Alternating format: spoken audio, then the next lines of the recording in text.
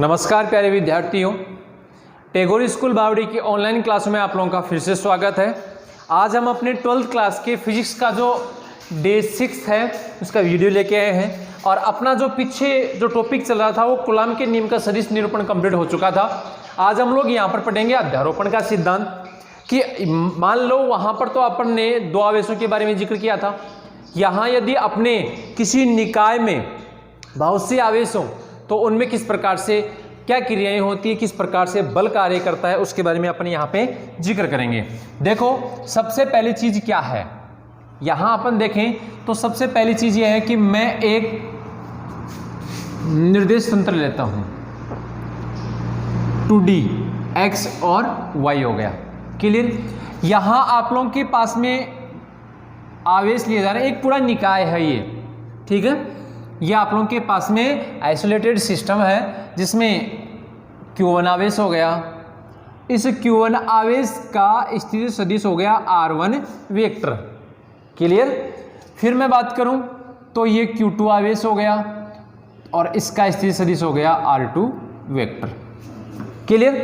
फिर मैं बात करता हूं आप लोगों के पास में तो ये हो गया Q3 जिसका स्थिति सदिश हो गया R3 वेक्टर। इस प्रकार से अपने पास में n आवेश हैं, मैं nवां आवेश है उसको मैं यहाँ ले लेता हूँ। ये हो गया आप लोगों के पास में Qn आवेश, तो ये हो गया Rn वेक्टर। अब ये पूरा निकाय है। निकाय मतलब अपन मान के चलते हैं निकाय क्या होता है। निकाय एक वो क्षेत्र होता है जिसको हम लोग अध्ययन के लिए चुनते हैं। अध्ययन के लिए चुने जाने वाला जो क्षेत्र है उसको हम लोग निकाय के रूप में पढ़ते हैं। तो ये हम लोग अध्ययन के लिए चुन रहे हैं जिसमें n आवेश है, जिसमें Q1, Q2, Q3, Q4, Q5 dot dot dot Qn आवेश स्थित है, ठीक है, जिनको मैंने यहाँ Q1, Q2, Q3 और Qn दे दिया। क्लियर। अब इन आवेशों में से किसी एक आवेश को तो विशेष मानना होगा, ठीक है। किसी एक आवेश को मैं विशेष मान लेता हूं, जैसे मान लो मैंने इसको विशेष मान लिया। Q3 आवेश है, ये एक विशेष आवेश है, इसको बोलते हैं विशिष्ट आवेश। क्या बोलते हैं इसको? विशिष्ट आवेश, या हम लोग इसको बोल सकते हैं अभीष्ट आवेश। क्या बोल सकते हैं इसको? अभीष्ट आवेश, या हम लोग इसको बोल सकते हैं विशेष आवेश। क्या बोल सकते हैं इसको? विशेष आवेश। तो मैंने यहां मान लो इस Q3 को अभीष्ट मान लिया। तो देखो अध्यारोपण का सिद्धांत क्या कहता है। अध्यारोपण का सिद्धांत यह कहता है कि ये इस विशिष्ट आवेश Q3 पर इस निकाय में उपस्थित अन्य आवेशों के द्वारा लगाए जाने वाले बल जो हैं उन सब बलों के सदिश योग का मान इस Q3 आवेश के द्वारा अनुभव किए जाने वाले कुल आवेश के बराबर होता है। देखो मैं यहां इसको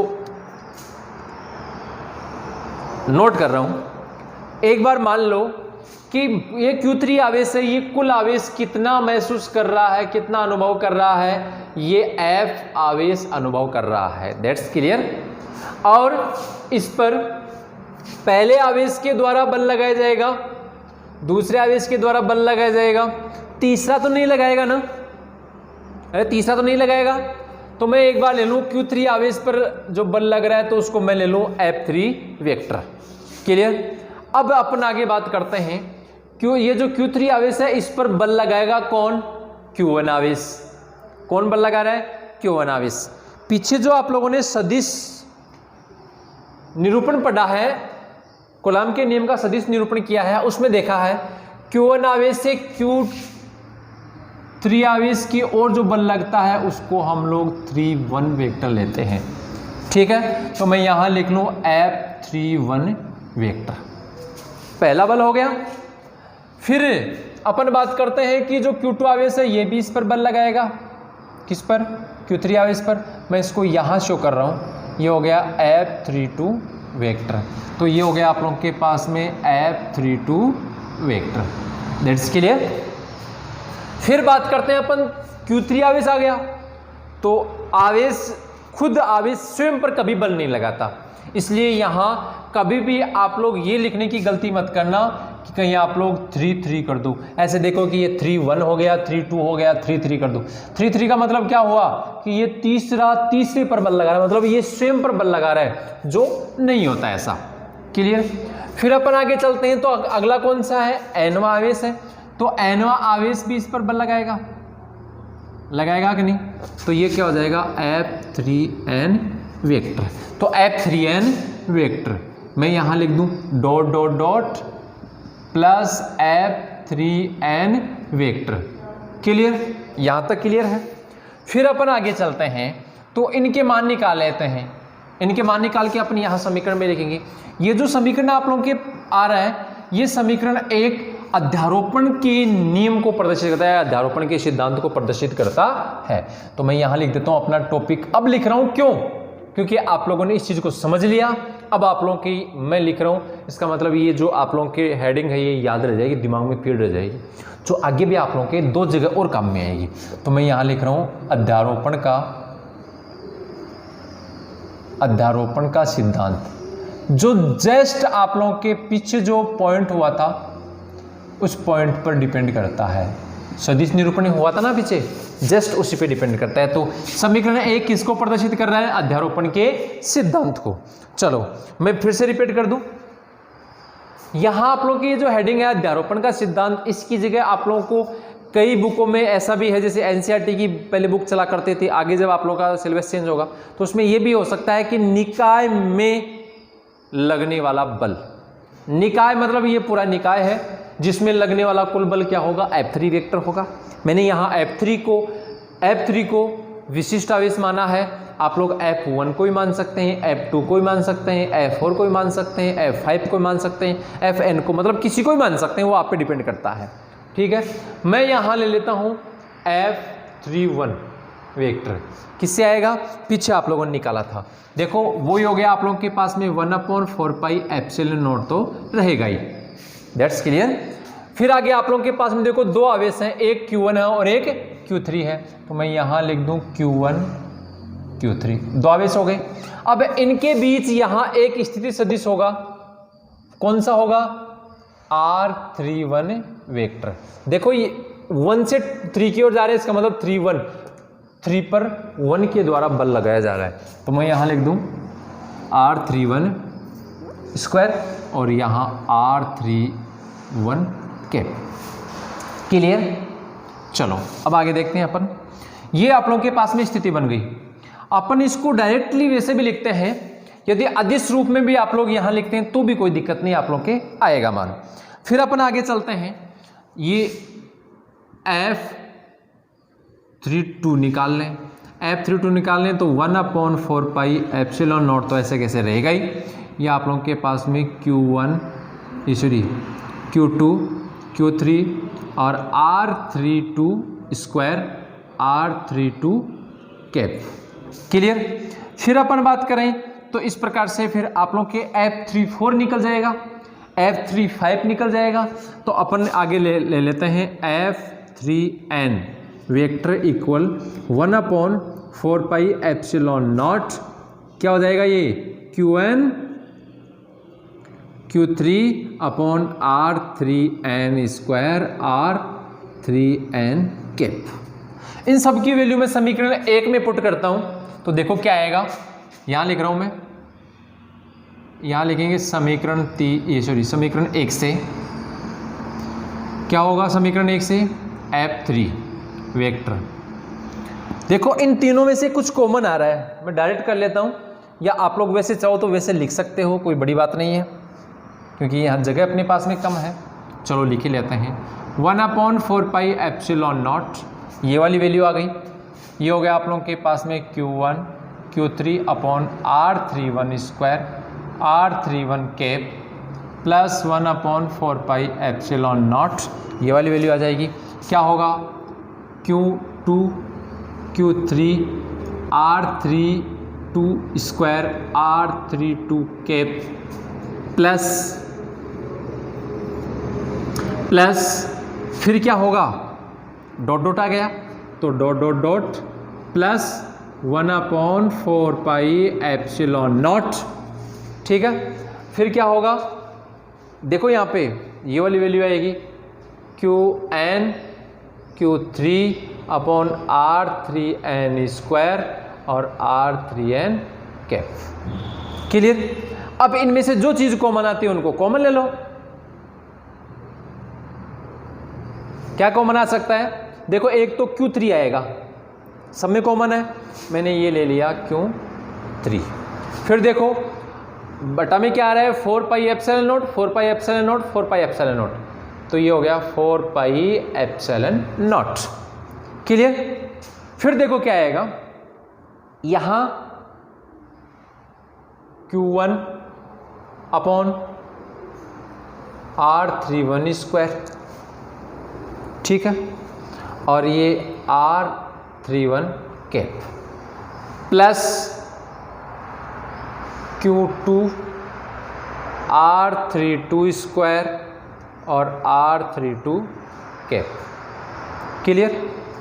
फिर आप लोगों के पास में डॉट डॉट आ गया plus Qn R3n square R3n cap. Clear? अब देखो आगे देखते हैं, मैं इधर लिख रहा हूं, चाहो तो मैं इसको मिटा दूं, देख लेना एक बार, आप लोग नोट कर लो। ये डायग्राम आप लोगों को बुक में मिलेगा, बुक आप लोग सब खरीद लिए होंगे, मार्केट में अवेलेबल है, आप लोग बुकें खरीद लो।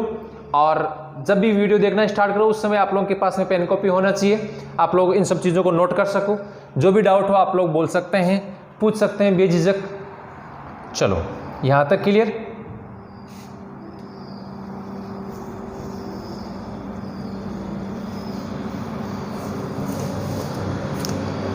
यहां आप लोगों के पास में देखो क्या क्या चीजें आ रही है। F3 vector Q3 upon 4 pi epsilon not.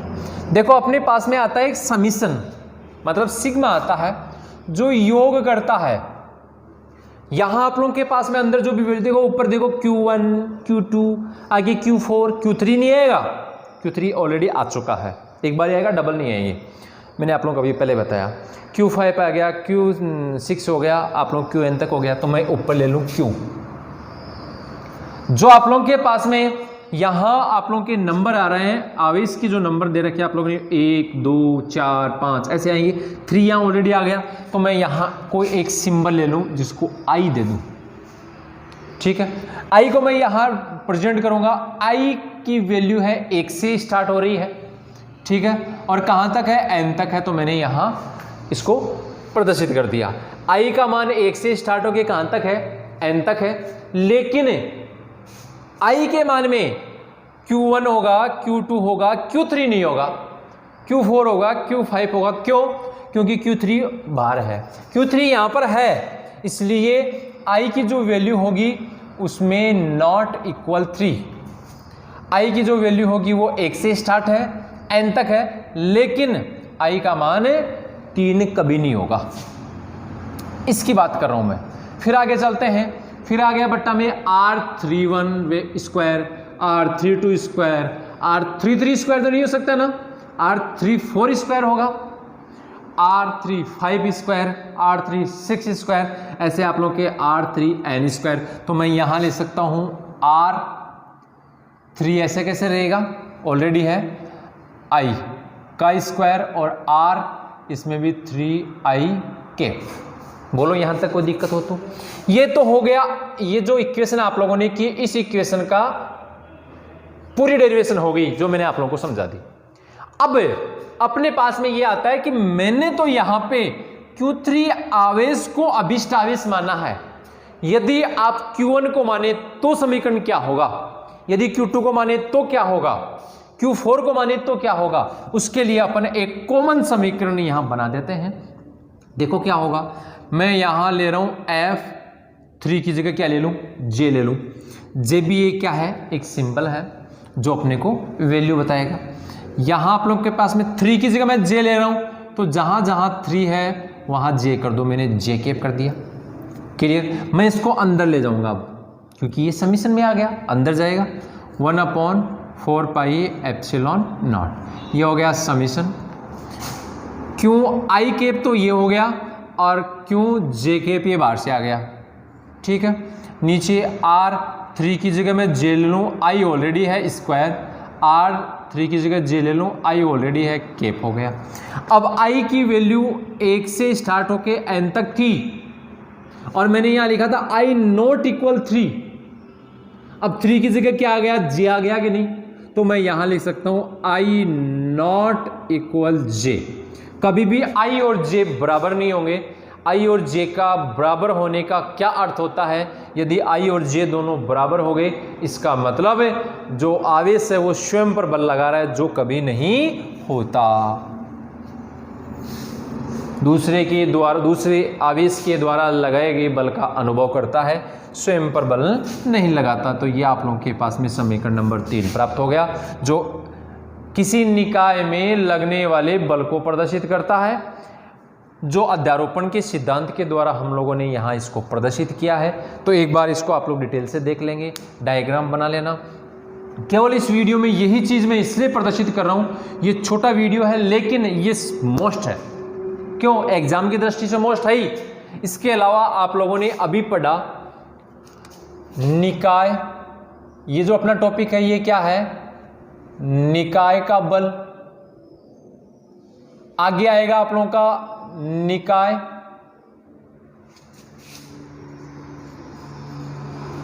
निकाय का विद्युत क्षेत्र,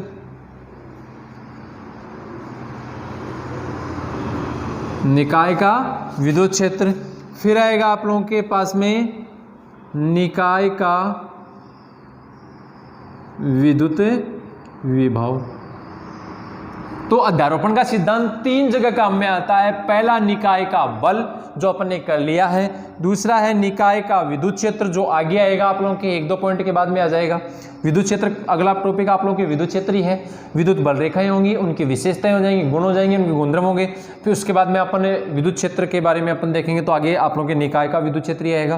फिर जब अपन आगे पढ़ेंगे, आगे अगले चैप्टर में जाएंगे तो विद्युत विभव आएगा, उसमें आप लोगों की निकाय का विद्युत विभव होगा, जिसमें ये अध्यारोपण का सिद्धांत काम करता है। तो ये आप लोगों के लिए मोस्ट है, इसलिए थोड़ा सा ध्यान से देख लो। ये आप लोगों का 12th क्लास का 6th वीडियो कंप्लीट हो गया है। ठीक है, थैंक यू।